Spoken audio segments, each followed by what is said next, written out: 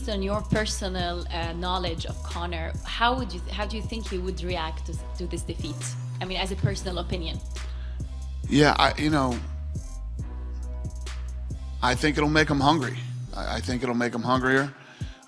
There's two ways this goes: hungrier or I'm done. He's got the money. I mean, when you think about it, I'm a huge Rocky fan. This is like Rocky 3, okay? When you get off a 310-foot yacht, you know what I mean? You're living that good life. It's tough to be a savage, when you're living like he lives and has the money that he has.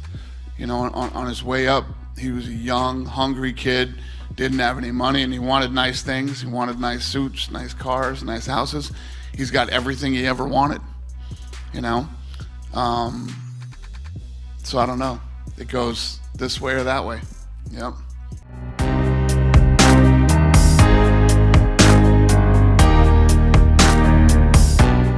I'm very happy to have my kids here and my family with me side by side, and I am who I am at this time, you know what I mean? I'm a different man for sure.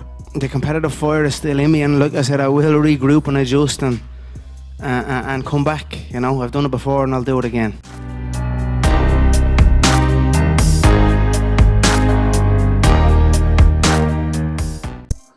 I'm going to get sleep because tomorrow I wake up very early. My daughter has a volleyball, but I have to leave a message because I'm not here talking about a crew that pay me to talk.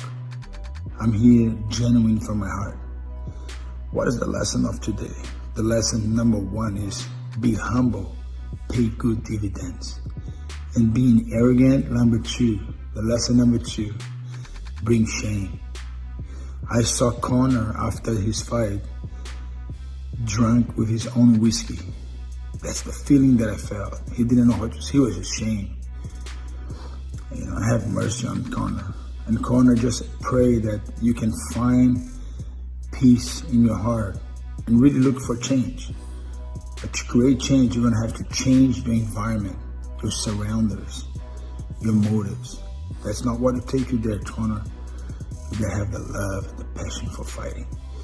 I hope this lesson for all you fighters can help you guys achieve success. In any type of endeavor, be smart, choose the right thing, be humble. See you next time, guys. Take care.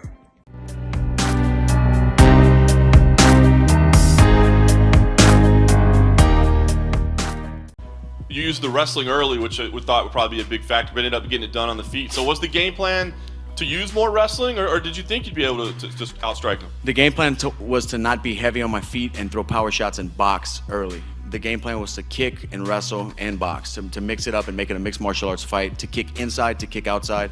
Mike Brown was real big on me throwing calf kicks this fight, really big on it. Really wanted me to, and it worked, man. We compromised his leg, and he was in a bad position early, just from the repeated leg kicks. Even when he started checking, he wasn't contacting with the shin. He wasn't, like a small rotation more, I would have been paying for those kicks, but I was still getting the muscle of his leg, and that part of your leg and muscle is so small and thin that you can't take many shots there. After the second leg kick, I knew he was hurting.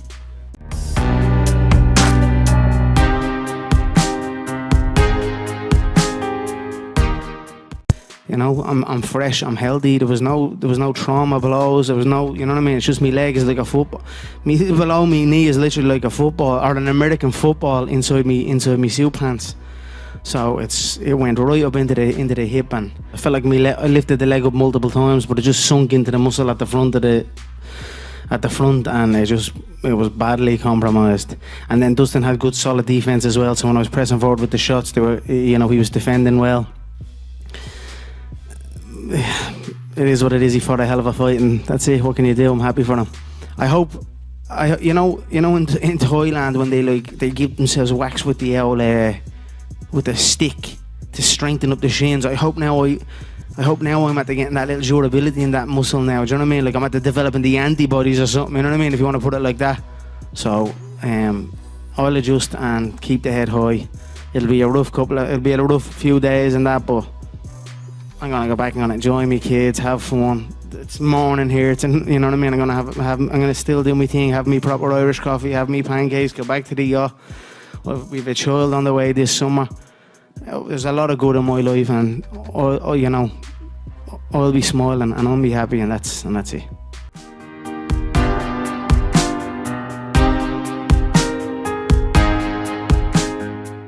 Khabib, I'm coming for you. Can I ask about Michael Chandler? And because he came past the media and he was saying, "I'm coming for you, Khabib. I'm coming for you." What did he shout at you? I see him come over to you just after his victory, just before he exited the cage. Did he say something similar? He was saying all kinds of things. I can't hear well, so I kept asking what he was saying. I didn't get most of what he said, but I knew he was fired up, and I'm sure he was asking me for something, but I don't know exactly what he said. You're gonna have to ask him when he comes in here. But yeah, I'm obviously gonna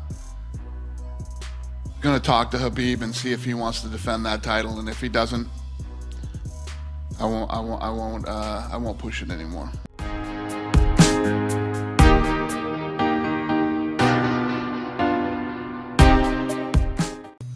Right here. How would you compare this victory to your, like, you've obviously been in a lot of title fights. The Benson Henderson one was a big one going into your contract, but how would you compare this to your Bellator victories? This is the greatest victory of my life. Listen, it's you talk about stage, you talk about platform, you talk about opportunity, you talk about tons of doubters, you know, and rightfully so. Tons of people that said I was going to go out there and get my chin kneed into the stands and get sent back to the B leagues and all kinds of stuff. Like, and there was a lot of people saying that, and it's part of it. This one was a satisfying one, and I wasn't here to prove the doubters wrong, but I was here to prove the believers and the supporters and my fans and my family and my followers right. All those people who have followed me since my High Ridge, Missouri days, my Mizzou wrestling days, all the way in through Bellator and now here into the UFC, everybody who has stood by me through thick and thin, through all the ups and all the downs, we did it, and we're moving forward.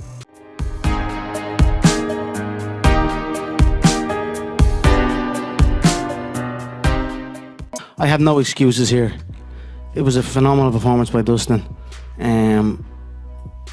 And that's it, you know. I don't know what to say. I'm going to go back and going to chill out and I'll watch the full fight and get a better grasp on it. But the leg was compromised and I was rushing the shots a little bit, and, you know, I didn't adjust, and that's that. You know, it's a bitter pill to swallow. And I don't even know whether I'm that upset. I don't know. I don't know what to say, you know.